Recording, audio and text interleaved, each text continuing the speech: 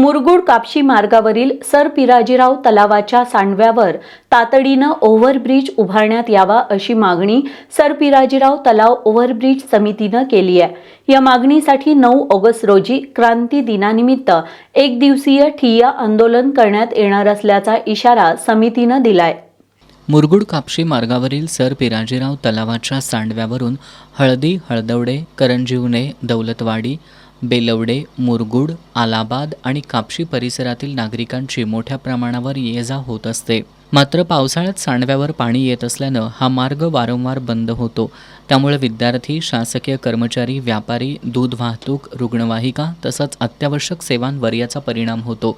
Sir पिराजीराव तलावाच्या सांडव्यावर overbridge उभारण्याबाबत जिल्हाधिकारी doctor Vijay Rathod, मंत्री हसन मुश्रीफ, पालकमंत्री प्रकाश आंबेडकर यांच्यासह संबंधित विभागांकडे अनेक वेळा निवेदनं देऊनही अद्याप कोणतीही ठोस कारवाई झाली नसल्यानं सर पिराजीराव तलावाच्या सांडव्यावर तातडीनं ओव्हरब्रिज उभारण्यात यावा या मागणीसाठी 9 ऑगस्ट रोजी क्रांती दिनी एक दिवसीय ठिय्या आंदोलन करण्यात येणार असल्याचा इशारा सर पिराजीराव तलाव ओव्हरब्रिज समितीनं दिलाय।